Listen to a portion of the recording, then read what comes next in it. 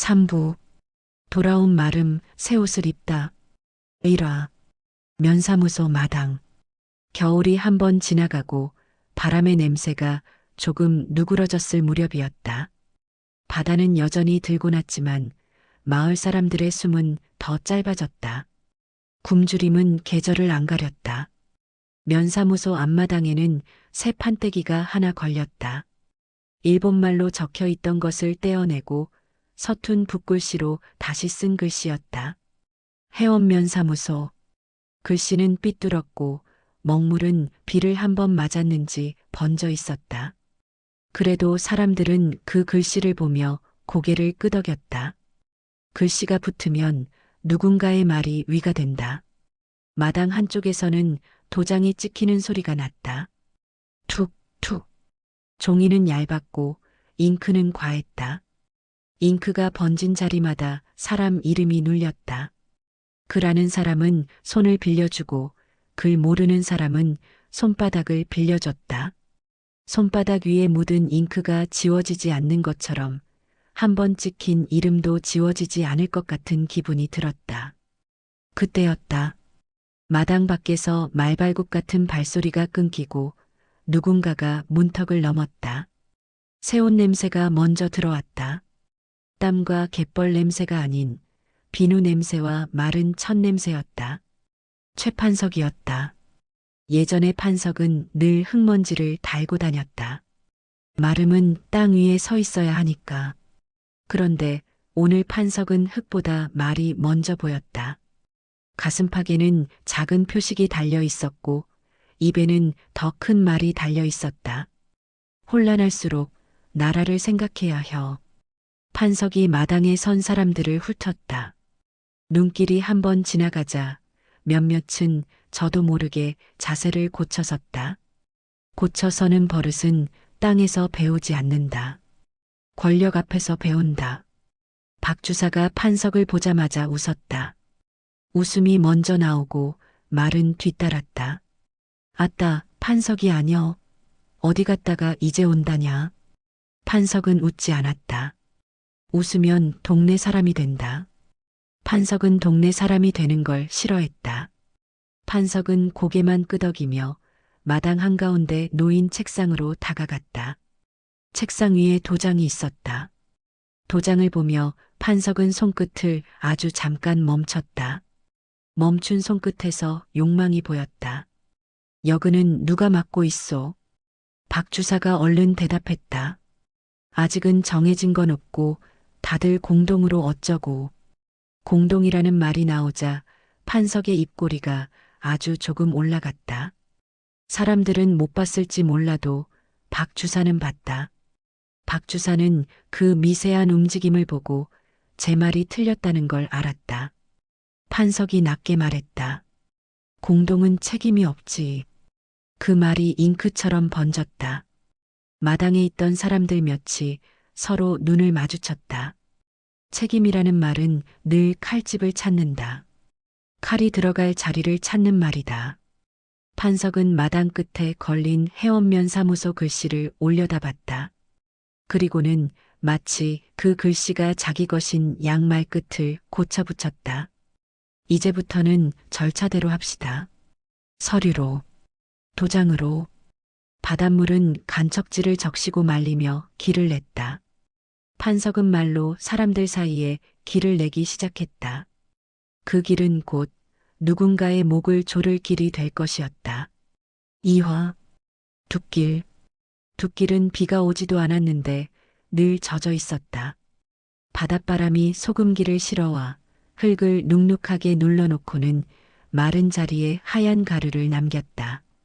발을 디딜 때마다 미세한 알갱이가 삐걱거렸다. 덕임은 그 소리를 밟고 걸었다. 어깨에는 빈 가마니 2장. 손가락 마디마다 하얗게 튼 자국이 일렁였다. 바닷물이 아니라 살아내느라 스민 것들 때문이었다. 둑 위쪽에서 웅성거림이 먼저 들렸다.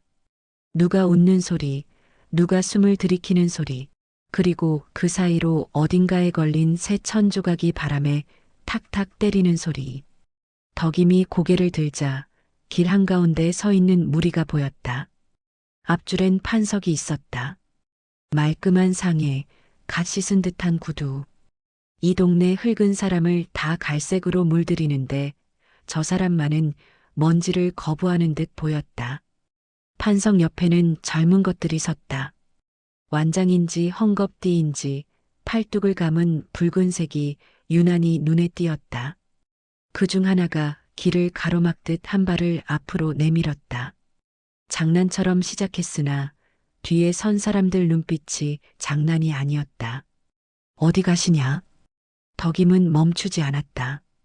멈추는 순간 이 길이 그들 길이 되는 걸 안다. 덕임은 무리를 비켜 걸으려 했다. 그런데 판석이 천천히, 아주 천천히 한 걸음 옮겨섰다. 사람 하나가 길을 막는 일이 이렇게 간단하다는 듯이.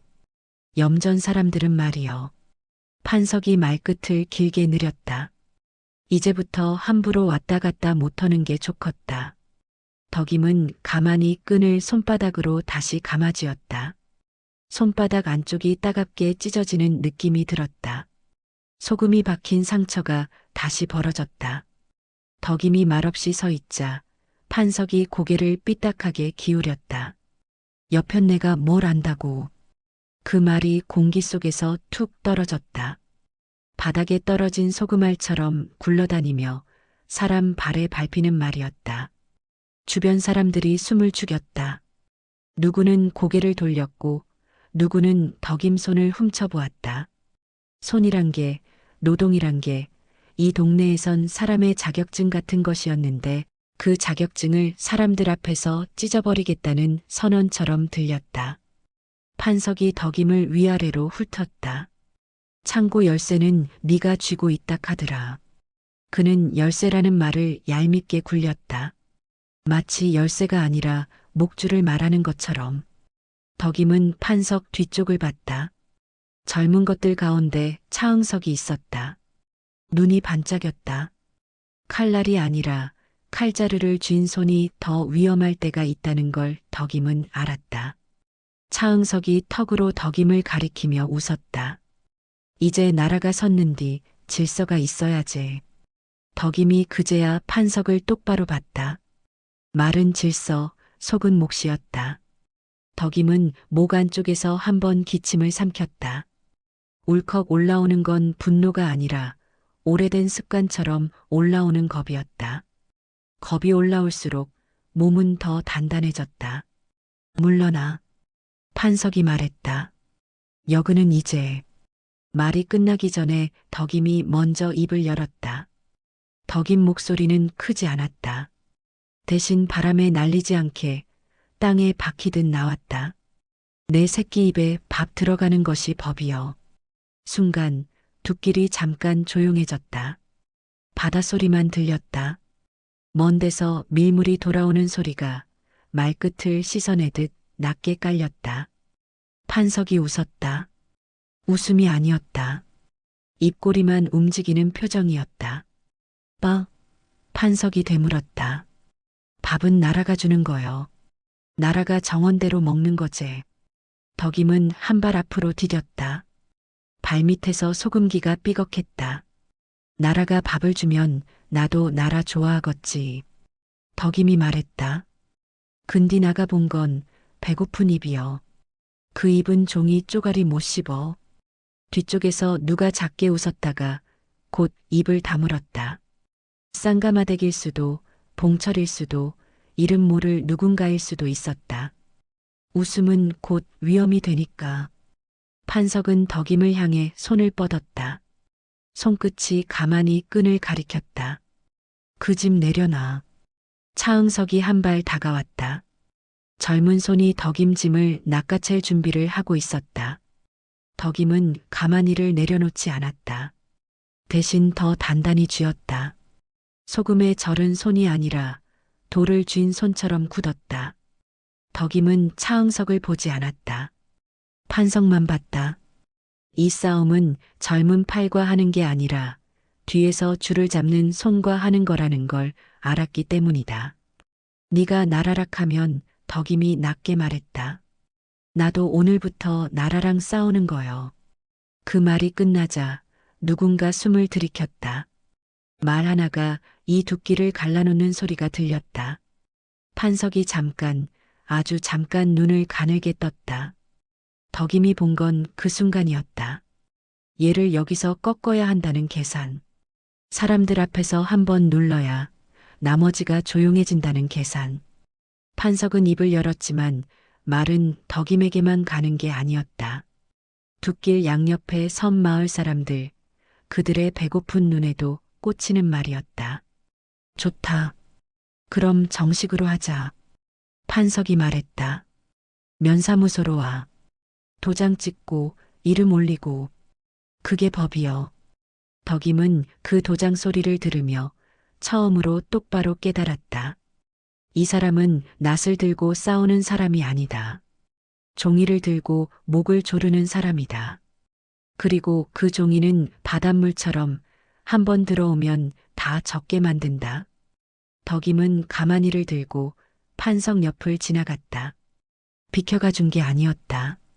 지나간 것이었다. 등 뒤로 차응석이 툭 던지듯 말했다. 내일부턴 창고 앞에 줄 세울 거요. 말 안 들으면 알제? 덕임은 대답하지 않았다. 말 대신 걸음으로 대답했다. 두 길 끝에서 바람이 한번 세게 불어 덕임 옷자락에 말라붙은 소금가루를 털어냈다. 하얀 가루가 잠깐 떠올랐다가 곧 갯벌 쪽으로 사라졌다. 덕임은 속으로만 한마디를 되뇌었다. 이 길이 전쟁길이 되겠구나. 삼아. 장터. 장터는 늘 젖은 냄새가 났다. 썰물 때 올라온 비린내가 볕에 눌어붙고 그 위에 사람 땀과 짐승 피가 덧칠됐다. 생선 비늘이 바닥에서 반짝였고 저울추가 철컥철컥 부딪히는 소리가 바람에 섞여 굴렀다. 덕임은 소금자루를 내려놓지 않았다. 장터 바닥에 닿는 순간 값이 떨어질 것 같았다. 소금은 하얗게 빛났지만 이 동네에선 하얀 게 늘 약했다. 손가락을 쥐었다 폈다. 까슬한 소금 결정이 상처 틈을 다시 긁었다. 쌀 좀 바꿔주소. 곡물 장수는 덕임을 보자 눈을 한번 깜빡였다. 바람이 아니라 계산 때문에. 장수는 덕임의 소금이 아니라 덕임 뒤쪽을 먼저 봤다.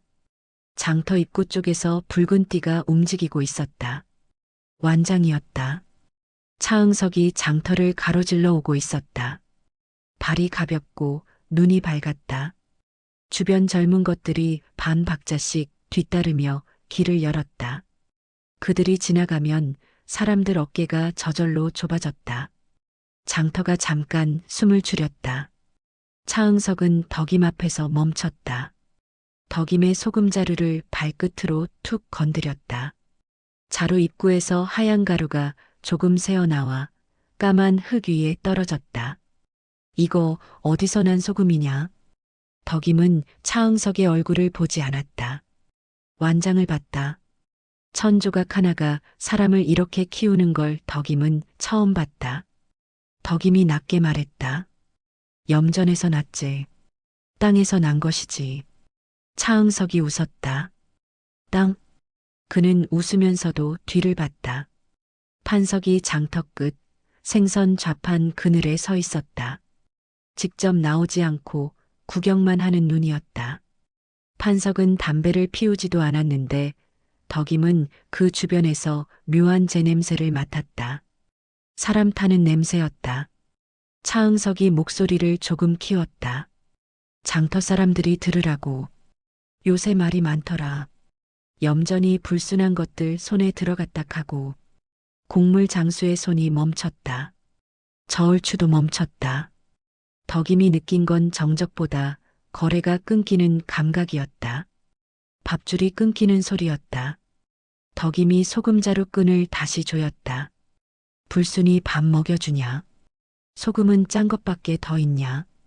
차응석은 덕임 말끝을 흉내내듯 천천히 되뇌었다. 밥밥.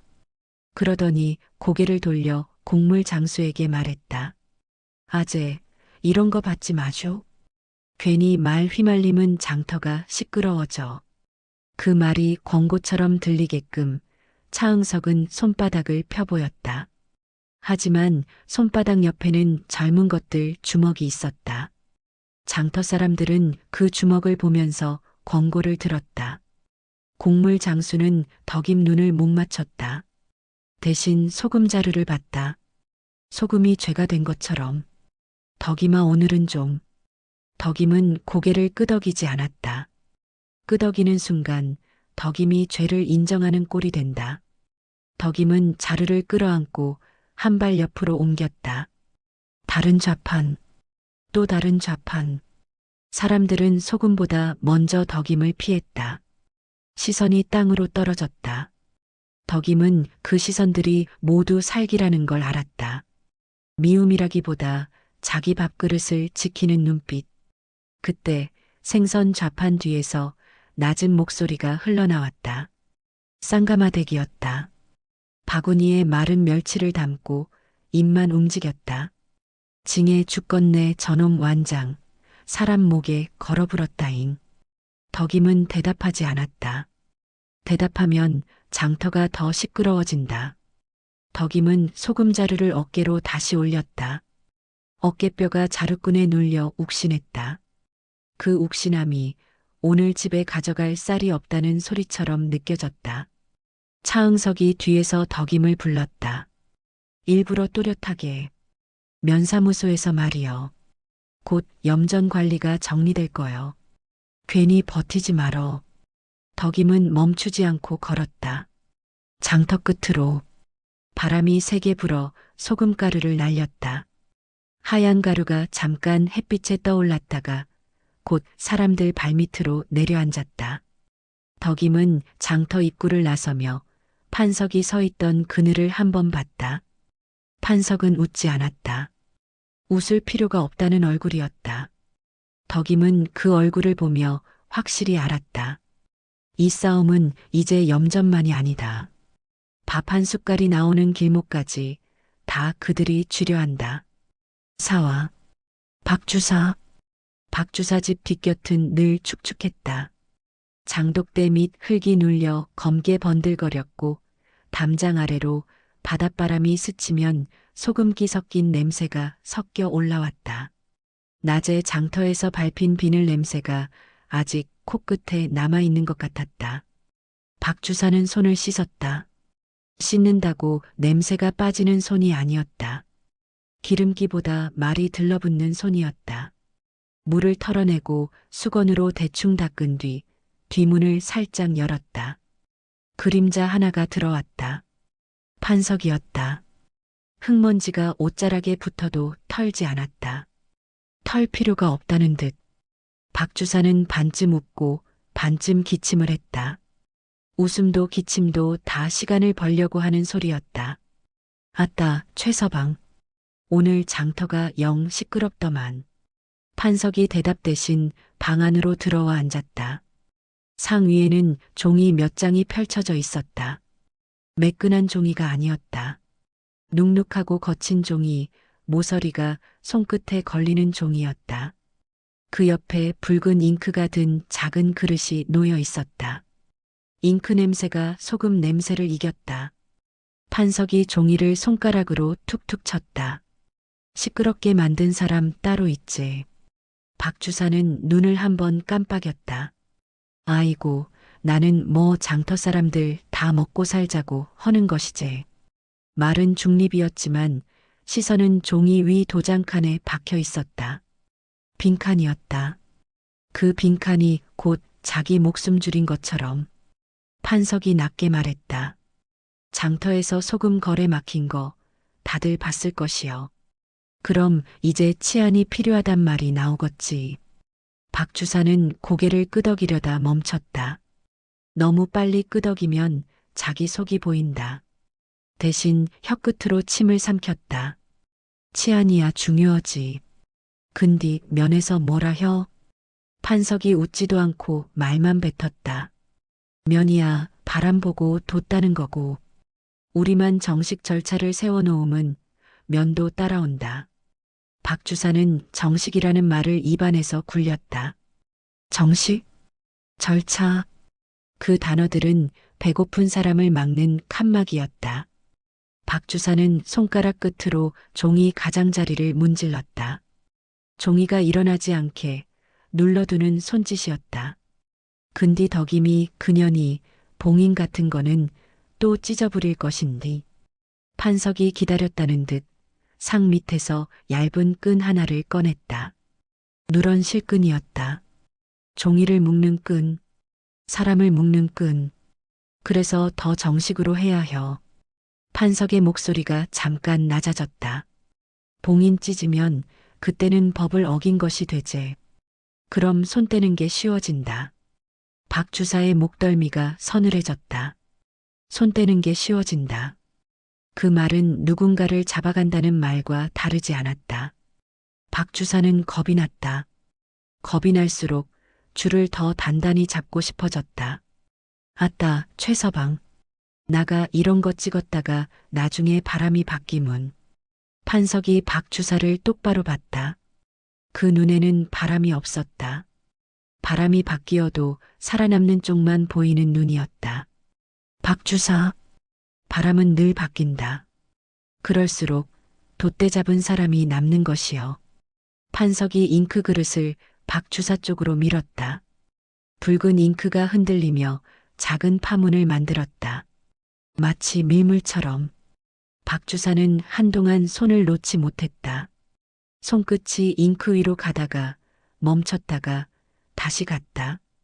그리고 마침내 붉은 잉크에 도장을 찍었다. 종이가 눌리는 소리가 났다. 퍽도 아니고 툭도 아닌 눅진한 소리. 판석이 종이를 접어 품 안에 넣었다. 마치 소금자루를 챙기듯 익숙하게. 내일은 염전 인부들 불러 모이게. 판석이 일어서며 덧붙였다. 사람은 배고픔은 갈라진다. 갈라질 때 그 틈으로 들어가면 되는 것이여. 박 주사는 대답을 못했다. 뒷겹 바람이 불어 장독대 뚜껑이 달그락했다. 박 주사는 그 소리가 두 귀에서 물 새는 소리처럼 들렸다. 작은 틈. 그 틈이 커지면 다 쓸려간다. 하지만 박 주사는 이미 도장을 찍었다. 둑이 아니라 사람 편에. 오화 염전. 염전 바닥은 하얀데 사람 얼굴은 누렇게 떴다. 햇볕이 소금판 위에서 튕겨 올라오면 눈이 먼저 따가웠고 발바닥은 소금 결정에 긁혀 서걱거렸다. 바람은 늘 바다 쪽에서 불어왔는데 오늘은 유난히 입안이 말랐다. 덕임은 물지개를 내려놓고 손바닥을 폈다. 갈라진 틈마다 소금이 끼어 있었다. 씻어도 안 빠지는 것들. 그때 염전 가장자리로 사람들이 몰렸다. 일꾼들 사이로 박 주사가 한 번 얼굴을 내밀더니 금방 뒤로 빠졌다. 대신 앞에 선 건 판석이었다. 판석은 염전판을 밟지 않았다. 젖은 바닥에 신발이 더러워지는 걸 싫어하는 사람처럼 가장 마른 둑 위에만 섰다. 옆에는 누런 종이 한 장이 들려 있었다. 종이는 바람에 펄럭였고 글씨는 잉크가 먹어번져 있었다. 오늘부터는 정해진 대로 간다. 판석이 종이를 한번 들어보였다. 누구는 얼마, 누구는 얼마. 일한 만큼. 일한 만큼이라는 말이 염전 위에 떨어지자 사람들 눈이 먼저 움직였다. 손이 아니라 눈이. 덕임은 그 종이를 멀리서도 알아봤다. 누가 줄을 섰는지, 누가 어디에 서 있는지 그걸 가르는 종이었다. 곰배가 덕임 옆으로 붙었다. 말은 안 했지만 덕임이 숨을 한번 크게 들이마시는 걸 보고 있다는 듯했다. 판석이 이어 말했다. 창고 쪽에서 쌀도 내려왔고 삭도 정리가 됐다. 괜히 떠들지 말고 줄 서. 사람들이 줄을 섰다. 줄은 늘 빨리 생겼다. 배고픔은 발을 가볍게 만들었다. 판석 옆에 젊은 놈 하나가 자루를 풀었다. 쌀자루였다. 누군가는 침을 삼켰다. 처음엔 별일 없는 듯했다.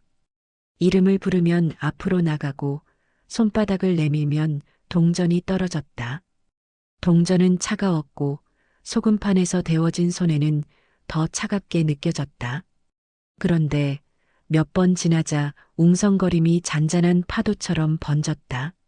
아니, 나가 어제도 밤샘했는디 이거밖에 안 줘? 저놈은 뭐 땜시 더 받는데? 이름이 빠졌는데? 내 이름이 왜 없어? 판석은 고개를 돌리지 않았다. 종이에 있은 게 있는 것이고 없은 게 없는 것이요. 말이 종이 뒤로 숨었다. 사람들은 판석을 보지 못하고 종이를 노려봤다. 종이는 맞아도 아프지 않으니 덕임 차례가 오기 전 덕임은 한 번 알아챘다.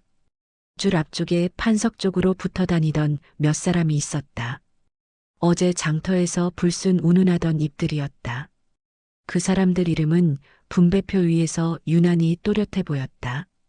그를 모르는 덕임도 알 수 있었다. 받는 동전 소리가 달랐다. 덕임 앞에 김봉철이 섰다. 얼굴에 열이 올라 있었다. 봉철이 판석에게 말했다. 최서방, 이거 못이여. 우리 몫이라며. 일본 놈 달아났은 게 우리 몫이라며. 판석은 봉철을 똑바로 보지 않고 봉철 뒤에 사람들을 봤다. 그 눈이 말했다.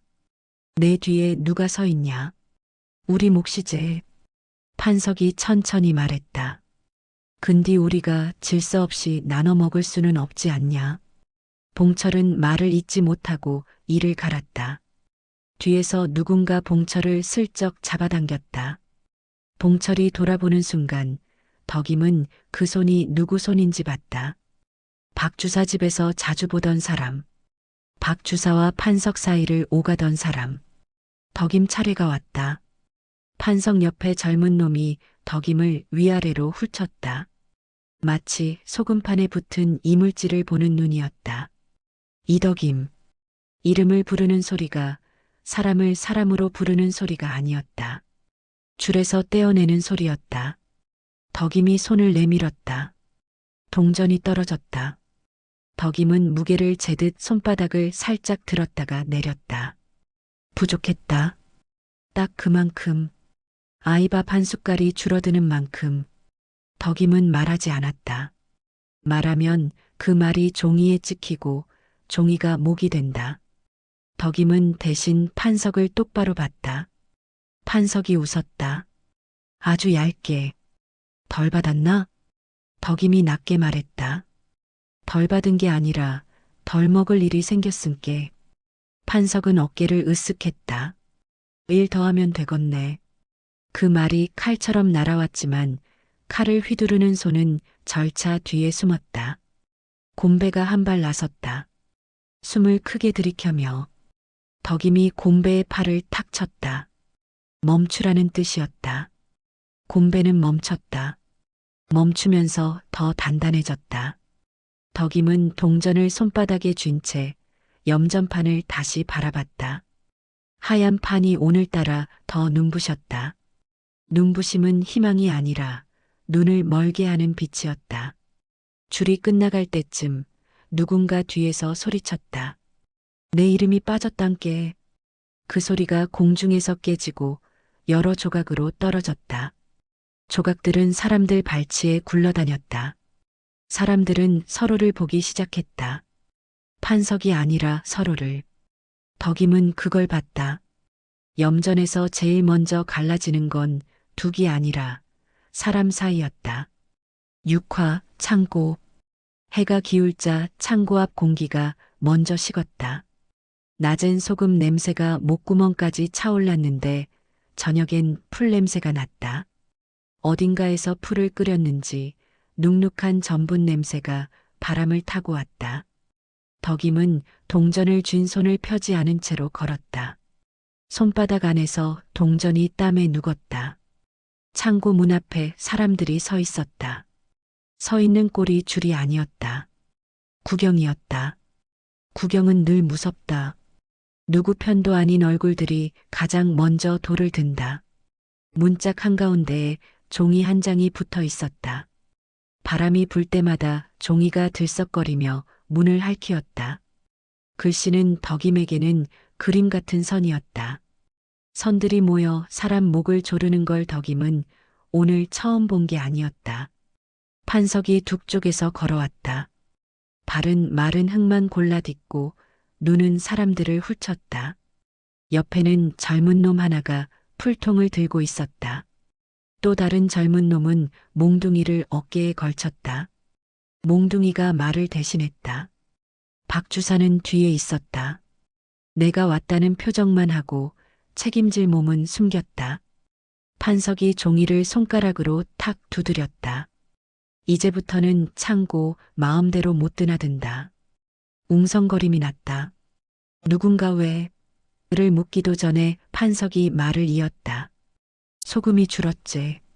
시방 도둑 들었다고 난리 아니여? 치안이여, 치안.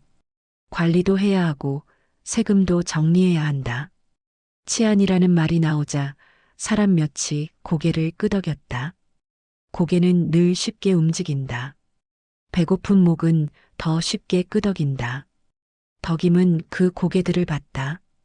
방금 전까지만 해도 사기 적다고 욕하던 입들이었다. 그럼 우린 어쩌라고? 누군가가 말했다. 판석은 그 말에 바로 대답하지 않았다. 대신 풀통을 받았다. 뚜껑을 여는 소리가 났다. 끈적한 것들이 숨을 쉬는 소리. 판석은 문짝에 풀을 쓱 발랐다. 손가락이 아니라 붓이었다. 붓이 더 무서웠다. 붓은 피가 안 묻으니까. 그리고 종이를 눌러 붙였다. 종이가 젖으며 문짝에 달라붙는 순간 사람들 숨도 같이 붙었다. 이거 손 떼면 판석이 천천히 말끝을 내렸다. 옆에 젊은 놈이 몽둥이를 한 번 바닥에 쿵 찍었다. 땅이 울렸다. 불법이여. 불법이라는 말이 덕임 귀에 박혔다.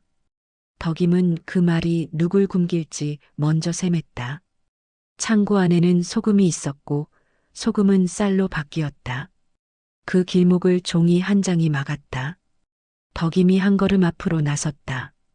곰배가 뒤에서 따라붙는 기척이 났다. 덕임은 손을 뒤로 휘저었다. 곰배는 멈췄다. 멈추는 게 곰배한테는 제일 어려운 일이었다. 덕임은 문턱 가까이 갔다. 종이가 가까이서 보이자 풀칠한 가장자리가 번들거렸다. 붉은 도장 자국이 찍혀 있었다. 붉은 잉크가 아직 마르지 않아 바람에 젖은 비린내처럼 올라왔다. 덕임은 종이를 찢지 않았다. 대신 손끝으로 가장자리를 살짝 눌렀다. 끈적한 풀에 손끝이 붙었다가 떨어졌다. 아주 작은 소리가 났다. 덕임은 그 작은 소리를 판석이 못 듣게 자기 마음속으로만 삼켰다. 판석이 덕임을 내려다봤다. 아직도 그 열쇠 쥐고 주인 행세할란가. 덕임은 고개를 들었다. 주인 행세는 몰겁고 밥줄 끊는 짓은 안 될 것 같은 게. 판석이 웃었다. 얇게. 밥은 절차대로 먹는 것이여. 그 말 뒤로 박 주사의 목소리가 붙었다. 위에서 이렇게 하라 카더라고 우리도 어쩔 수가 없제. 위에서. 덕임은 그 말을 들을 때마다 누구 얼굴도 떠오르지 않는 게 더 무서웠다. 위는 얼굴이 없으니 미워할 곳도 없었다. 사람들이 흩어지기 시작했다. 종이는 붙었고 문은 닫혔고 하루치 숨은 막혔다. 덕임은 마지막까지 창고 앞에 섰다. 풀냄새가 코에 남았다. 손끝에 끈적함이 남았다. 덕임은 문턱 아래 흙에 박힌 못 하나를 봤다. 누군가 오래전에 박아둔 못이었다. 덕임은 그 못을 발끝으로 살짝 밟았다. 못이 흔들리지 않았다. 덕임 마음도 오늘은 흔들리지 않았다. 7화 야학 소문. 우물가에는 소금이 없는데도 말이 짰다. 사람들 입에서 나오는 소문은 늘 마른 것처럼 부서지다가도 한 번 젖으면 옷자락에 달라붙어 떨어지질 않았다. 덕임은 바가지로 물을 퍼올렸다. 우물물은 차가웠고 손끝은 괜히 더 쓰렸다. 창고 문에 눌러붙던 풀의 끈적함이 아직 손가락 사이에 남아있는 것만 같았다. 아무리 물로 씻어도 그 느낌이 안 가셨다. 들었냐? 누군가가 낮게 말했다.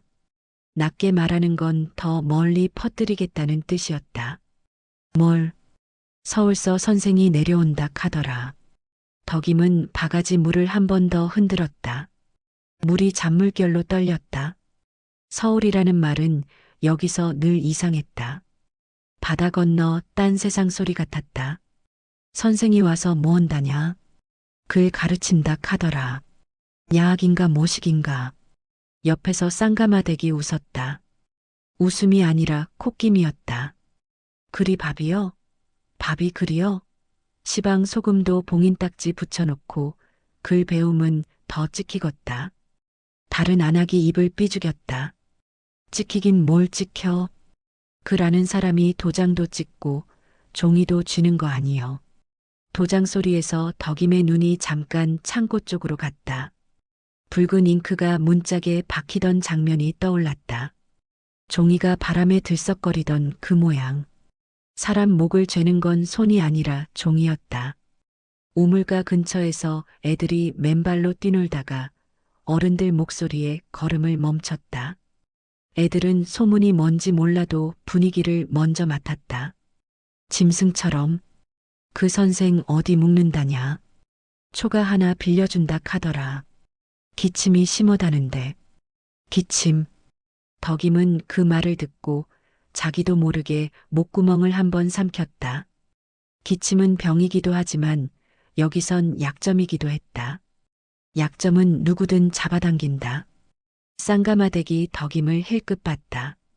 너는 안 갈 거제? 괜히 글 배웠다 소문남은 판석 그 인간 입이 더 신나겄다. 덕임은 대답을 바로 안 했다. 바가지 물을 천천히 붓고 빈 바가지 안쪽을 손바닥으로 문질렀다. 물기 위로 송금이 선명해졌다. 내 이름이 뭔지 덕임은 몰랐다. 하지만 오늘 창고 문에 붙은 종이처럼 모르는 것 때문에 빼앗기는 건 더는 못 견디겠다는 생각이 들었다.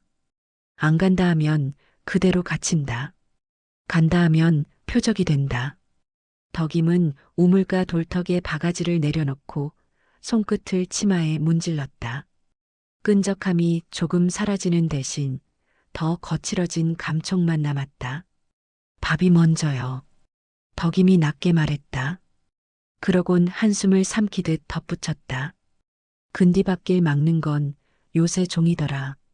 말이 끝나자 우물가가 잠깐 조용해졌다. 조용한 사이로 멀리서 누군가 기침하는 소리가 바람에 섞여왔다. 진짜인지 소문이 벌써 귀를 만들어낸 건지 알 수 없었다. 덕임은 바가지 손잡이를 다시 잡았다. 손잡이가 차갑게 미끄러졌다. 그 차가움이 이상하게도 결심처럼 느껴졌다. 파라, 쌍가마댁집. 쌍가마댁집 부엌은 늘 뜨거웠다. 솥뚜껑이 덜컹거리고 장독에서 퍼올린 간장이 김에 섞여 올라왔다. 젖은 장작 냄새가 연기처럼 목에 걸렸다. 사람은 그 냄새를 핑계 삼아 더 가까이 앉았다. 가까이 앉을수록 말은 더 쉬워졌다. 덕임이 문턱을 밟자 부엌 안쪽에서 눈이 한 번에 붙었다. 여그는 또 뭐 땜시 왔냐? 쌍가마대기 말은 툭 던지면서도 덕임 자리만큼은 비켜줬다. 그 비켜준 틈이 오늘은 이상하게 좁았다. 안악 둘이 수군거렸다. 창고 봉인 딱지 오늘도 그대로더라. 그거 찢었다간 큰일 난다 카대. 완장들이.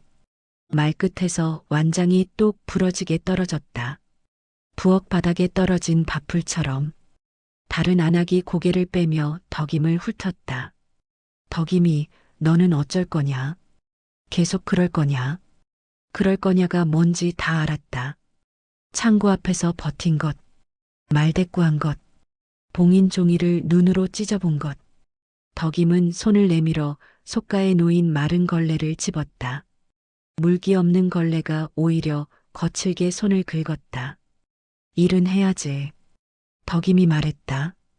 일? 누군가 코웃음을 쳤다. 일하려면 줄 서야지. 쌍가마대기 숟가락을 탁 내려놨다. 줄은 무슨 줄이요? 쌀줄? 사람줄? 말이 거칠게 나갔지만 그 거칠음이 오히려 방패가 됐다. 잠깐 부엌이 조용해졌다. 그 조용함을 깨며 한 안악이 품에서 종이 쪼가리를 꺼냈다. 종이는 접힌 자국이 선명했고 모서리가 젖어 있었다. 면서 왔다. 관리 어쩌고 이름 적으라더라. 안악은 종이를 펼치다 말고 다시 접었다.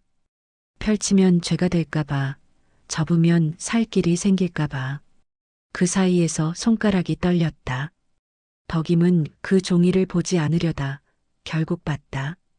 글자를 다 읽지 못해도 저런 종이가 사람을 움직인다는 건 이미 배웠다.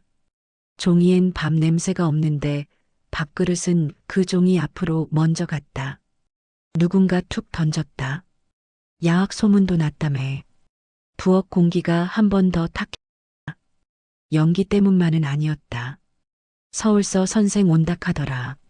글 가르친다카더라. 글 배움은 찍힌다카대. 말이 꼬리를 물고 꼬리는 덕임 쪽으로 휘었다. 쌍가마대기 덕임을 보며 혀를 찼다.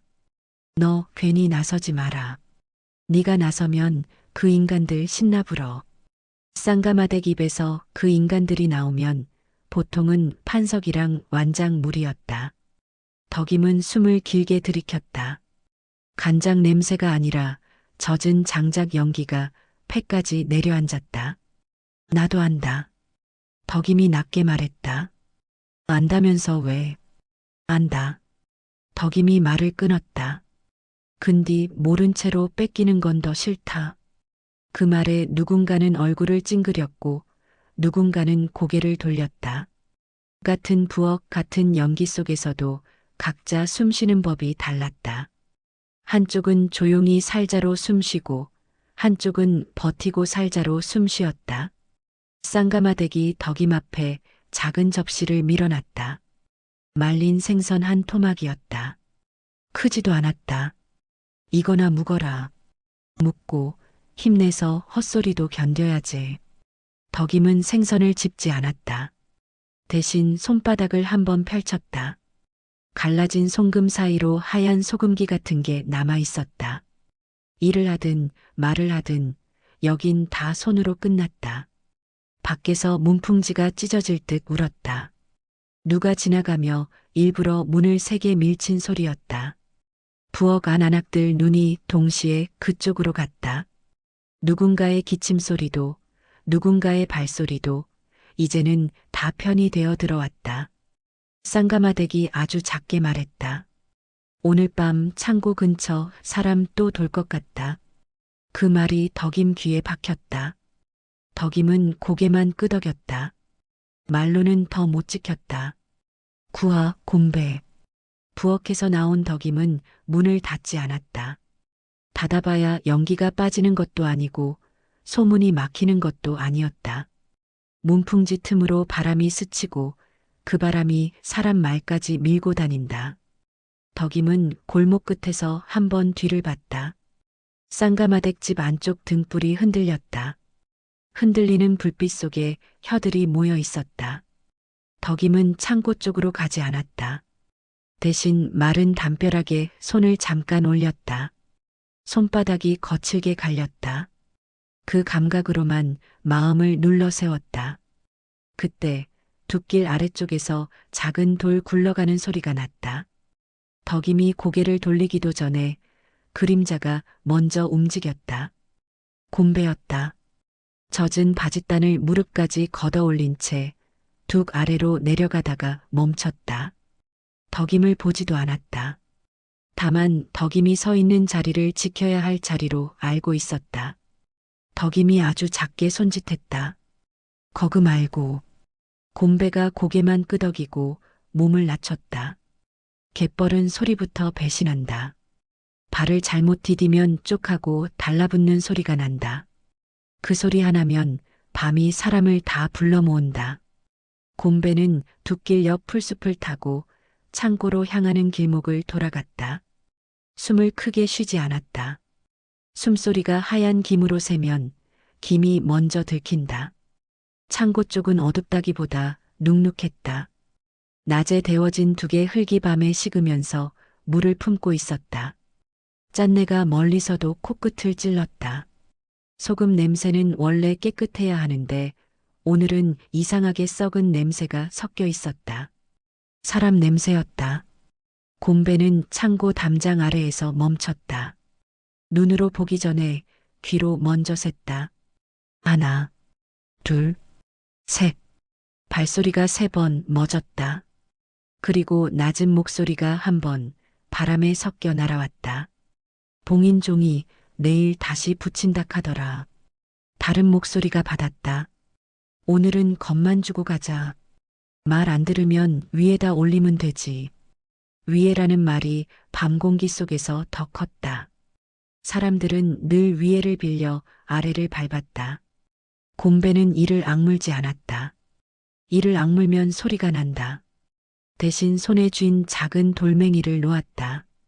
돌이 젖은 흙에 파묻히며 소리 없이 사라졌다. 곰배도 그렇게 소리 없이 있을 작정이었다. 잠시 후 등불 하나가 창고 쪽을 스쳤다. 불빛이 담장에 닿았다가 곧 꺼졌다.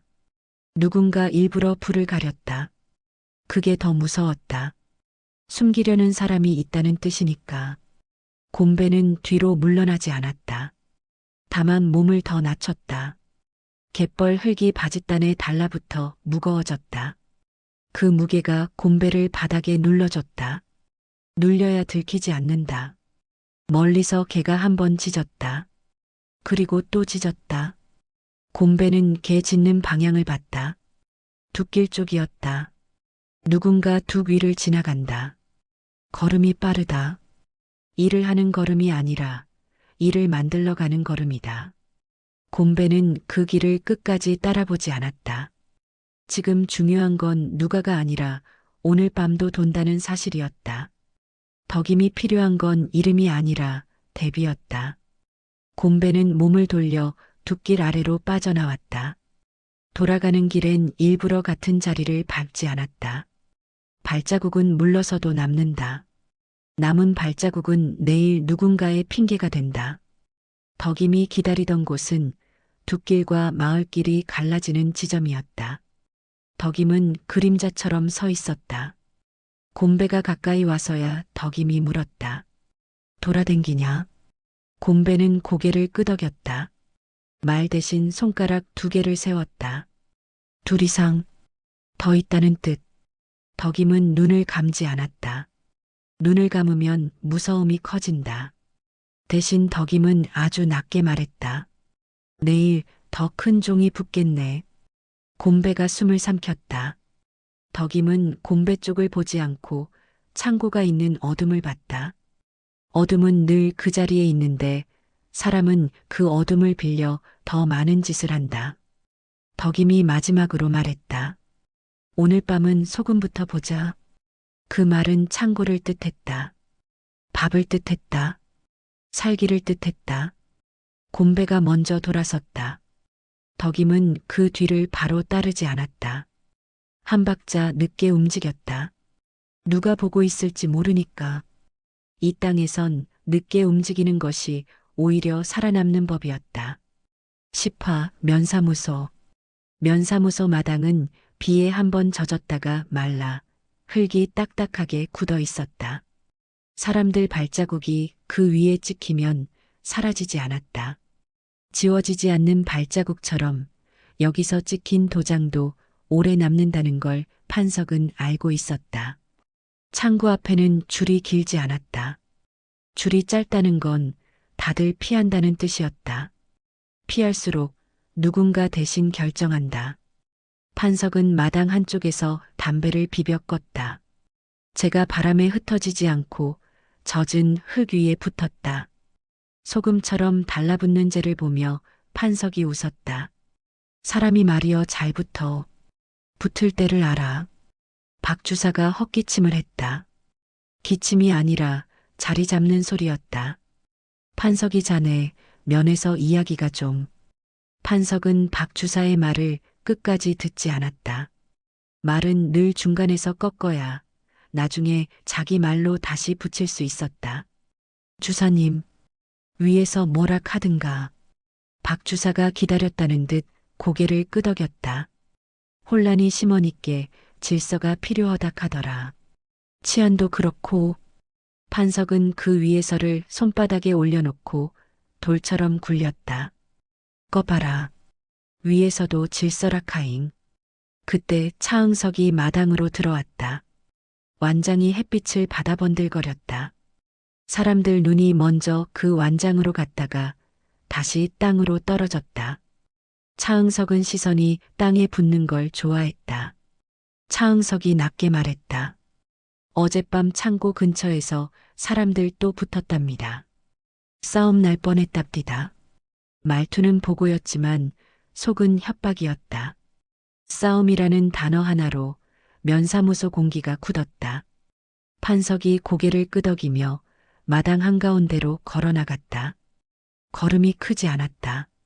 큰 걸음은 불안한 사람이 한다. 판석은 작은 걸음으로도 사람을 밀 수 있었다. 여그 회원 염전 말이여. 판석의 목소리가 마당에 퍼졌다. 해방됐다고 다들 자기 땅이라 혀. 허나 일본 놈이 남긴 둑이랑 창고는 누가 지킬 거냐. 누군가가 작게 중얼거렸다. 일한 사람이. 그 말이 끝나기도 전에 판석이 말을 덮었다. 일한 사람이 지킨다? 좋체. 근디 일한 사람들끼리 칼 들고 싸움은 누가 책임질 건디. 박 주사가 그 틈에 끼어들었다. 그래서 말이여, 임시로 관리 주체를 세워야 혀. 위에서 지시가. 임시관리위원회. 판석이 말끝을 매끈하게 다듬어 붙였다. 마치 이미 있는 제도처럼. 위원회가 염전 창고, 둑 보수, 소금 분배까지 다 정리해 불면 싸움이 줄어들어. 차응석이 한 발 앞으로 나섰다. 손에 든 몽둥이가 보이진 않았지만 사람들은 이미 그 무게를 느꼈다. 위원회 말 안 들으면 치안 방해로 잡아갈 수도 있답니다. 잡아간다는 말에 줄이 더 짧아졌다. 줄에서 빠져나간 게 아니라 다들 마음을 접었다. 판석은 면사무소 안쪽으로 들어가 문턱을 넘었다. 문턱은 낮았는데 넘어가는 사람의 얼굴이 달라졌다. 문 안은 잉크 냄새가 강했다. 젖은 종이 냄새, 오래된 나무 책상 냄새, 사람 손때 냄새가 섞였다. 책상 위에 도장 하나가 놓였다. 아직 글씨도 다 새기지 않은 빈 도장. 판석은 그 도장을 손가락으로 굴렸다. 둥근 나무가 탁탁 책상에 부딪혔다. 이거 하나면 끝나겠네. 박 주사가 침을 삼켰다. 도장만 있으면 봉인도 서류도. 박 주사는 말을 더하지 않았다. 말이 길면 책임이 된다. 판석이 종이를 한 장 꺼냈다. 제목만 써 있었다. 회원 염전 임시관리위원회 규정안. 글씨는 곧았다. 고든 글씨는 사람을 굽히는 데 쓰인다. 판석이 차응석을 바라봤다. 내일 창고에 봉인종이 다시 붙여. 이번에는 찢기기 전에 사람들 눈부터 붙잡아. 차응석이 웃지도 않고 대답했다. 예. 박 주사가 조심스럽게 물었다. 덕이미는 어쩔 건가? 판석이 도장을 들었다가 다시 내려놓았다. 여편네 하나가 창고 앞에서 낯들고 버틴다며? 판석은 잠깐 생각하는 척했다. 생각이 아니라 계산이었다. 치안이 필요하다는 소리가 딱 맞지. 판석이 종이를 탁 책상에 놓았다. 사람들이 불안해하면 내 편이 늘어. 불안은 늘 내 편이여. 밖으로 나가자 마당에 서 있던 사람들 눈이 판석 손을 봤다. 손에 아무것도 들지 않았는데도 다들 뭔가를 본 듯했다. 종이의 그림자였다. 판석이 말했다. 내일부터 회원 염전은 위원회가 관리한다. 불필요한 싸움은 막아야 혀. 나라 세우는 판에 불순한 짓 하면 안 되지. 불순이라는 말이 마당에 떨어졌다. 돌처럼 그 돌은 굴러가서 누군가의 집 문턱을 넘을 것이다. 멀리 북쪽에서 바람이 불어왔다. 바람 속엔 짠내가 있었다. 판석은 그 냄새를 맡으며 마치 이미 소금을 손에 쥔 사람처럼 고개를 끄덕였다.